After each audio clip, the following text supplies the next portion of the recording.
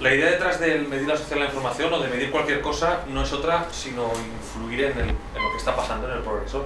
Las empresas deben, en teoría, medir lo que está sucediendo para ver qué está pasando, realizar una acción en función de esa medición y después ver qué impacto ha tenido, y de los políticos esperaríamos exactamente lo mismo, es decir, pensar una acción en función de lo que he medido que está pasando, decido que quiero imprimirle un empuje hacia una parte hacia otra y luego medir ese empuje que le he dado, si ha tenido algún efecto o no, si ha tenido el efecto necesitado o no. Es muy importante para mí entonces la medición, no solamente para saber qué está pasando, sino sobre todo para saber si estamos haciendo algo. O sea, cuando estamos haciendo una política y sobre todo cuando nos gastamos una parte de presupuesto, palabra muy importante, no solamente en época de crisis, sino en cualquier época, y no solamente en el ámbito público, sino también en el privado, si nos gastamos un dinero o unos recursos, unos esfuerzos sin hacer algo, vale la pena saber si eso ha tenido un éxito o no, y sobre todo si ha tenido el efecto deseado. ¿Qué ha pasado en temas de sociedad de la información? Explicaba Marc más o menos el gran impacto macroeconómico, y hago énfasis en la parte de económico porque creo que es una de las partes importantes. Nos hemos sesgado mucho, lo iré diciendo algo de ahora, hacia la parte, digamos, de economía, de infraestructuras. Marc hablaba de las TIC como telecomunicaciones y no como sociedad de la información. Desde los últimos 20 años, más o menos, que es donde tenemos aproximadamente internet y telefonía móvil al alcance de todo el mundo, el enfoque ha sido ese, infraestructuras. Los primeros grandes informes que tenemos en el mundo, sobre todo el de Naciones Unidas, de la UIT, la Unión Internacional de Telecomunicaciones, que es la agencia de Naciones Unidas que al principio se encargó de poner los estándares del telégrafo, después puso los estándares del teléfono y ahora pone los estándares en parte de Internet y de la industria de las telecomunicaciones. Digo en parte porque hay más agencias. Lo que hacen es, bueno, medir cuántos cables tenemos y hacen un indicador que es este, disponibilidad. ¿Cuántos metros de cable? ¿A cuánta gente llegan los cables? ¿Qué grueso tienen esos cables? Y básicamente miden eso, disponibilidad, cuántos cables tenemos. Poco más allá, hablo del 96, 97, bueno, también hablaba Marc de ARM, que tiene 98% de cuota de mercado, ¿no? Pues bueno, interesa saber quién tiene esos cables y sobre todo si un país tiene posibilidad para tender los cables. Entonces, primero vemos si tenemos cables o no. En el 96 vemos que tenemos casi ninguno, tenemos el par de cobre y poca cosa más, y intentamos ver las empresas, sobre todo el sector tecnológico, el sector TIC, la industria TIC, si tenemos esa industria TIC en un país o en una región como la Unión Europea, y ver si somos capaces de desarrollar desde dentro. Si tenemos esos ferrocarriles que pueden digamos, tender vías de tren, si tenemos la siderurgia para hacer barcos, si tenemos, en este caso, las empresas que eran las TIC. Y por último, vemos cómo hay que regular ese sector, esto muy tímidamente, es seguramente a partir de mitad de la segunda, a partir de 2005, así que donde hay realmente una importancia muy grande en el sector de las TIC, cómo se regula. Pero bueno, ponemos una parte sobre todo que es liberalizar el mercado. En España tenemos el caso muy claro de Telefónica, hay una regulación para liberalizar el sector de las TIC porque se ve que a más libre, bueno, el mercado funciona mucho mejor. Y sí, por último, cómo se está usando. Esto es todavía hoy el 66-70% de indicadores que tenemos hasta ahora en el mundo. De un análisis que hicimos hace un par de años de indicadores de la información, de unos 54 modelos, había pues, unos 30 que obedecían a esto. Y todavía hoy, los indicadores de Naciones Unidas que se utilizan en todo el mundo cuando se dice España puntúa mejor o peor, la mayoría de ellos son esto. Desde el punto de vista del Estado, lo que importa, insisto y me pongo vehemente, es esto.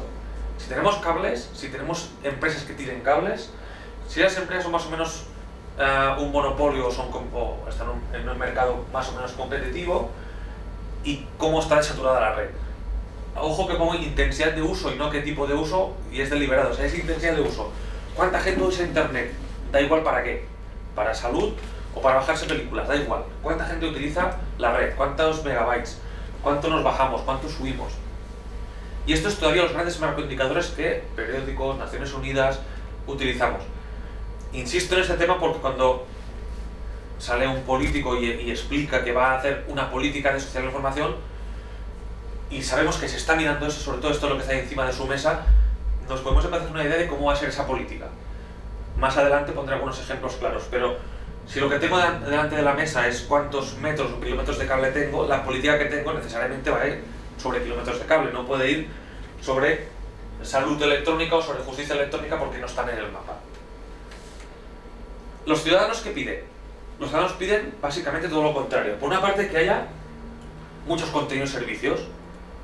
Bueno, que haya Wikipedia, que haya vídeos para ver, que haya películas para bajarse, que haya libros electrónicos, que haya administración electrónica, que haya muchos servicios.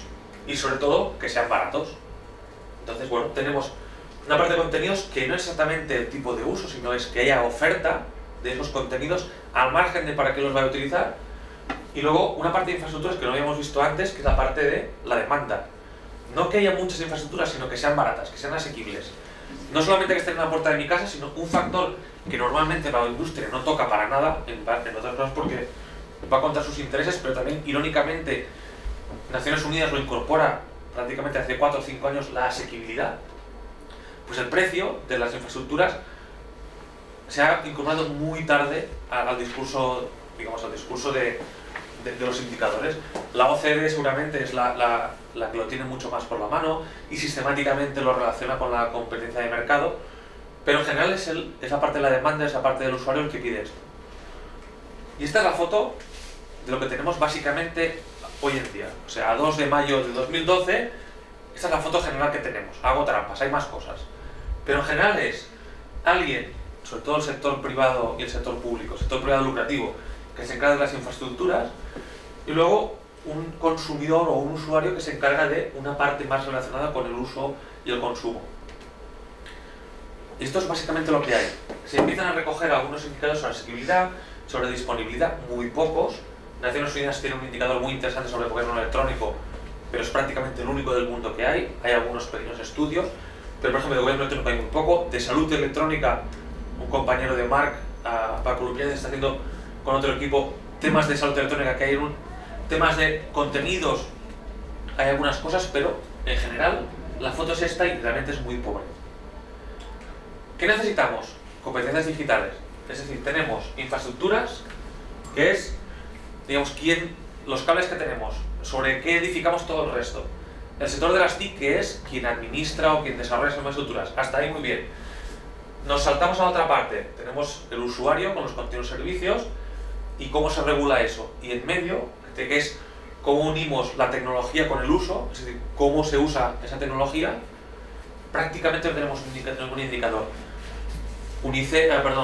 UNESCO todavía anda pensando en un marco teórico de competencia digital, sobre todo desde Bangladesh, desde Bangkok, que tiene ahí una sede que trabaja estos temas, pero no hay ningún, y lo digo así fuerte, ningún indicador que hable de competencias digitales a nivel macro. Si hay pues algunos investigadores que os sabrán decir en el barrio de Vallecas cuánta gente hay que sabe utilizar el ordenador, o hay algunos indicadores muy generales de la Unión Europea con competencias tan abiertas como has utilizado el navegador o sabes utilizar un buscador. Pero aparte de eso, no hay nadie que mida competencias digitales. Pero además, muy importante, una cosa es saber el nivel de alfabetización digital que tengo, es decir, soy capaz de adjuntar un archivo o soy capaz de desarrollar una base de datos, pero otra cosa muy importante es cómo cambio ese stock. Si la variable stock y la variable flujo. No hay absolutamente ningún estudio que diga cómo estamos haciendo para que la gente gane más competencia digital. Cuando digo ninguno, seguro que hay alguno pequeño. Pero de esos que salen en un dossier grapado y cuadernado encima de un señor que toma decisiones con muchos ceros de presupuesto, no lo hay. Ha habido algún plan en España que a mi modo de ver no tenía nada que ver con la competencia digital, después. Hoy en día todo se lleva por pendrive, cosas así. Y Digo, hombre, bueno, por pendrive o por código QR, es una forma de hablar. Me refiero que la toma de decisiones prácticamente no se toma con esos indicadores en mano, sean en pendrive o sean en papel. Y sobre todo en temas de formación no hay, además no diré ninguna estrategia, hay algunas estrategias pequeñas de alguna comunidad autónoma, pero a nivel macro no tenemos ni idea de si los franceses saben más que nosotros o menos en temas de internet. Insisto, hay algún indicador muy vago sobre uso de internet, cuántas veces te conectas, si utilizas correo electrónico, si es capaz de hacer un programa, pero a nivel pequeño todavía no. Hay alguna iniciativa del carnet de conducir electrónico, pero a nivel macroeconómico como de infraestructuras, donde tenemos igual 100 indicadores distintos sobre infraestructuras, banda ancha, banda no tan ancha, banda más estrecha, el coste, el no coste, si es competitivo. Ahí podemos enumerar hasta 100 indicadores de infraestructuras, de competencias digitales prácticamente lo tenemos. Recursos humanos del sector TIC, muy relacionado con la facturación digital. Resulta que tenemos indicadores donde dice que la competencia digital de los recursos humanos o la calidad del capital humano del sector de las TIC es muy importante para el desarrollo y social de la información. Tenemos índice de gente que hace un grado o una ingeniería, ya está. No sabemos ni qué tipo de ingeniería, ni qué tipo de ingeniería, cómo se explota eso dentro del sector de las TIC, no lo sabemos prácticamente. Más allá de si hay gente que hace un doctorado en ingeniería o acaba en ingeniería de telecosas, acaba en ingeniería química. Y por último, y esto lo apuntaba antes Marc también en su presentación, no solamente cómo regulamos la parte dura, pues si es delito o no descargarse una canción, o si es delito o no utilizar los datos que yo encuentro de Facebook de una persona para hacer dinero, sino estrategias más grandes de gestionar el cambio. No digo estrategias de tirar más cable o estrategias de generar más contenidos, que eso está bien, y esas más o menos existen, sino cómo nos subimos a la ola de este cambio que, aunque Marc decía que pasa más o menos cada 100 años, yo creo que sí pasa cada 100 años, pero tan grande como esta ola, me atrevo a decir que solo ha pasado 2 veces en toda la humanidad. Una en el Neolítico, donde conseguimos domesticar la naturaleza y tener vacas estabuladas y poder arar los campos, y otra en la Revolución Industrial hace 300 años, donde domesticamos la energía y creamos el motor de explosión, creamos la electricidad, etc. Y este, a mi modo de ver y compartido por otra gente, es el tercer gran cambio. Estrategias no de desplegar infraestructuras, sino de generar un cambio macro. Personalmente creo que no las hay mucho, en parte porque la parte fundamental de ese cambio, que es las personas, no están. Y además, quiero añadir este cambio de paso aquí. No solamente, recuerdo que había antes intensidad de uso, no saber cuánta gente utiliza Internet, sino para qué. Y esto me apunta a Marc, o se apuntaba en Twitter, para más democracia, para mejor salud, para más bienestar, aparte del crecimiento económico, que también es muy interesante, para una mejor educación, para etcétera, etcétera, etcétera. Es decir, para nuestro día a día, para ser más sociables, para encontrar trabajo. Todavía nos cuesta mucho encontrar, aparte de muchas redes de telecentros que sí lo empiezan a utilizar, ver políticas de uso eficiente y eficaz. Esto sencillamente no se mide. Se mide el impacto económico, se mide el PIB, todos los gráficos que ha dado Marc, y eso también está bien. Al fin y al cabo, en el crecimiento, de momento, en el modelo que tenemos no hay bienestar, pero habría que ver si ese cambio nos va a dejar nuevos excluidos, ya no digitales, excluidos, punto, o realmente todo el mundo va a estar incluidos. Algunos ejemplos de lo que he dicho. La definición que tiene el Instituto Nacional de Estadística o el Observatorio Nacional de Telecomunicaciones Social e Información, que son los dos grandes agencias que tenemos en España que miden y analizan y estudian social e información. Cuando hablan de usuario de Internet, lo que sale en los periódicos, lo que se pone en la mesa del político y lo que nos quedamos a primera vez siempre es: ¿has utilizado alguna vez Internet? Ese es el gran dato. Cuando dicen 25 millones de internautas es: ¿has utilizado alguna vez Internet? El siguiente paso, que es: ¿has utilizado esta semana Internet? Nos hemos cargado 5 millones de personas. En un país de 47 millones es una proporción bastante grande. Perder 5 millones de paso. Pero cuando tenemos Twitter en tiempo real, preguntarle a alguien si utiliza Internet una vez a la semana, se me antoja que nos quedamos cortos. Entonces, a mí me pregunta, no, supongo que quien utiliza Twitter habitualmente no es que utilice Internet todas las semanas, sino que debe estar utilizando día sí día también, y hora sí hora también. La pregunta es si cuando hablamos de usuarios de Internet nos sirve con preguntar si has utilizado alguna vez Internet, o si tan solo es: ¿has utilizado esta semana Internet? Sino, ¿estás pegado al ordenador o al teléfono móvil todo el día, sí o no? Porque al fin y al cabo, y vuelvo al tema de la democracia electrónica, para hacer democracia electrónica no basta con consultar una vez a la semana el programa del partido y votar, sino que hay que estar en el debate, hay que estar en ese ágora, debatir propuestas, conocer más cosas. Para un tema de salud digital hay que poder estar conectado todo el día para poder ver en la Wikipedia, en las webs médicas acreditadas, la información que es, poder pedir hora, poder no pedir hora, recibir las radiografías por Internet. Con eso cada vez menos sirve una vez a la semana. Entonces, ojo con esta información que tenemos. Entonces, ojo con poner el pie o el peso del pie en indicadores que son como mínimo un poco débiles. No diré engañosos, pero son débiles. Por supuesto, viste más decir que tenemos 25 millones de usuarios de Internet que decir que solo un 3% se consideran usuarios avanzados. Y esas son las estadísticas de un par de años. Claro, de 25 millones a un 3%, una cosa abismal, pues bueno, no viste tanto ese 3%, ¿no? Pero igual ese 3% es el que permite esa democracia electrónica, es el que permite la salud electrónica, permite la justicia electrónica, etc. Grupo de expertos para la agenda digital, Ministerio de Industria, nombrado hace un mes. 14 personas que ayudarán al ministro a hacer una mejor agenda, es la agenda digital, que es el programa del ministerio. Pongo este ejemplo, pero hay más. En Cataluña hay el mismo y en otros hay el mismo. Estos expertos ayudan al Ministerio de Industria. Ojo, de Industria es donde está la Secretaría General de Comunicaciones. Ya nos dan una idea de por dónde van los tiros. Si está en Industria y no está en Bienestar, nos dice algo, ¿no? De si es social la información o de las telecomunicaciones. Pues muy bien, de estas 14 personas, 13 son ingenieros. Y uno es representante de un grupo de empresas que trabajan en Internet. La administración pública no está. Bueno, ya está el ministro. ¿Y las administraciones locales, las diputaciones, dónde están? Los usuarios no están.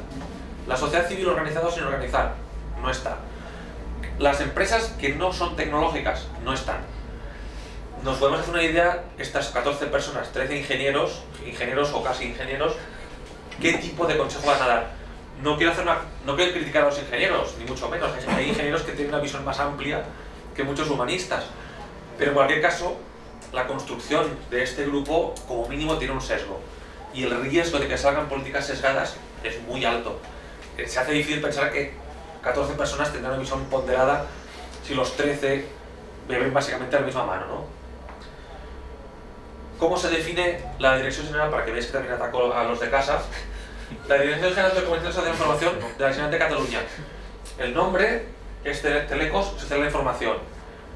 De los 14 o 15 puntos que tiene el nombramiento, la creación de la dirección y el nombramiento del director general, que es un Telecos también, básicamente dice: vamos a regular el espectro de ondas, vamos a regular el despliegue de la fibra, vamos a hacer que la contratación de servicios de TIC por la parte de la administración sea racional, cosas que están muy bien.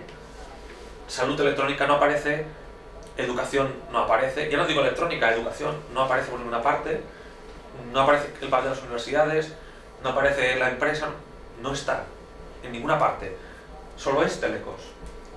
Se me antoja un poco sesgado. Escuela 2.0, el proyecto del anterior gobierno, pero replicado en todas las comunidades autónomas o casi todas en España, así que la culpa son para todos, de llevar las TIC a la escuela. El presupuesto, el 98% son ordenadores. Un proyecto pedagógico donde el 98% son ordenadores, en aquellos indicadores que ponía antes, se me antoja que está todo arriba, ¿no? En cambio, educación, que estaba en medio, competencia digital y uso efectivo, que estaba en este rincón, solo tiene un 2%. Es complicado defender que Escuela 2.0 y todas sus derivadas para dentro y para afuera, ojo, y copiado de Estados Unidos, que lo mejor viene de allí siempre, pues copiado de Estados Unidos, el 98% se gaste estrictamente en maquinaria, sabiendo que el gobierno escuchó de una oreja al señor Bill Gates y de otra oreja a los editores de España. Uno se hace una idea que es el 2% casi restante se iba para contenidos digitales, que es digitalización de contenidos, no crear contenidos nuevos, y la formación quedaba prácticamente, y lo digo sin sarcasmo, para la buena voluntad del profesor. Anteproyecto de ley de transparencia, también acabado de cocer, de hecho aún está en el horno porque es un anteproyecto. Nos habla de cómo vamos a hacer más transparente la administración pública y nos dice, resumo mucho, como tenemos internet, vamos a hacer todos los contenidos que tenemos o los vamos a dar por internet. Tú me los pides por email o por un formulario y yo te los doy porque ahora es mucho más fácil por internet. Eso está bien, pero decía antes Marx que necesitamos una época de cambios de transformación. En un mundo analógico, hace 300 años, pensar que copiar los manuscritos que se daban en el Parlamento español, en el Congreso, eso tenía un coste. Entonces lógico es que la transparencia requería ser pasivo. Cuando me lo pidan yo te lo doy, pero si no, no pongo a nadie a copiar las cosas y los libros para dártelos. Cuando todo es digital y es gratis, yo creo que es una oportunidad perdida para pensar al revés. Y siempre pongo el mismo ejemplo. En la universidad hay una sola aplicación de gestión del expediente. El estudiante ve sus notas allí, el profesor pone las notas de todos los estudiantes y la gestión académica hace los certificados de todo el mundo, pero la aplicación es una. ¿Por qué no tenemos el Excel de la gente que hace las fotocopias, se apunta ahí el número de fotocopias, el dinero que cuesta, en abierto? No hace falta que lo veamos todo, pero la persona que gasta, que lo utiliza una sola aplicación, la persona que es ciudadano, que quiera saber la información, va a la misma aplicación y lo consulta. Quien necesita agregado, es decir, ¿por qué todavía solemos pensar que la información es algo escaso y caro cuando no lo es? Entonces, tenemos una ley que lo que hace es digitalizar lo que ya tenemos sin pensar en que podríamos tenerlo de una forma totalmente distinta, mucho más participada, mucho más abierta por defecto y no cerrada por defecto. Por último, y para cargar ya contra todos, teletrabajo. En España, hasta la última reforma laboral, que incorpora un capítulo nuevo, teletrabajo era trabajar en casa de alguien, y eso eran las amas del hogar. Las amas de casa o los servicios de limpieza eran lo que entendía en España la ley por teletrabajo. En Europa iban más avanzados, pero aquí aún no habíamos traspuesto la ley. Es increíble que tengamos esa definición de teletrabajo, ahora es un poco más, ¿no? Pero, por ejemplo, el marco legal es ese, pero los freelancers. Hoy en día una persona con un ordenador, o sea, antes para crear una empresa teníamos que tener capital, teníamos unas máquinas inmensas, unos altos hornos, una cadena de montaje. Ahora el capital es un ordenador. Cualquier persona con un ordenador sentado en su casa es un empresario. ¿Seguro? Los sindicatos tienen ahora mismo cientos de miles de autónomos y tendrán más, porque como decía Marc, nos estamos terciarizando y son gente que está en casa que técnicamente son empresarios, son autónomos, pero, hombre, como capitalistas comparados con los de hace 100 años se hace difícil de gestionar, ¿no? Solamente son trabajadores descentralizados o centrifugados. El autónomo dependiente, ¿no? ¿Qué se llama? ¿Perdona? El autónomo dependiente. Autónomo dependiente o incluso no dependiente, puede ser que sean personas que trabajan para 1000 otras empresas, pero yo creo que se acerca más a un trabajador que no al gran capitalista que tenía 1000 trabajadores con una inversión de miles de millones. ¿Qué hacen los sindicatos para adaptar esa nueva sociedad que cada vez se difumina eso del capitalista y el trabajador, el obrero y el patrón? Cada vez se difumina más porque cada vez tendremos más gente que con un ordenador sea su propio patrón, pero que evidentemente no son el Banco Santander. ¿Qué estamos haciendo a nivel de esto, a nivel legal, a nivel de sindicatos? Seguimos midiendo los kilómetros de cables que tenemos y nos perdemos, no diré en los detalles, sino igual en lo gordo, ¿no? Pues bueno, esto es mi reflexión, que era un poco complementaria de Mar, de decir, ostras, ¿qué estamos midiendo? ¿Qué impacto tiene lo que medimos? Y el impacto que medimos es que si no medimos lo que deberíamos medir, en mi modesta opinión, igual nos dejamos fuera a las personas. Y entonces, bueno, está muy bien que midamos los cables, no digo que no haya que hacerlo, pero puede que nos estemos dejando fuera la parte gorda, que es el para qué. Entonces medimos el qué y no medimos el para qué. Y queda abierto el debate.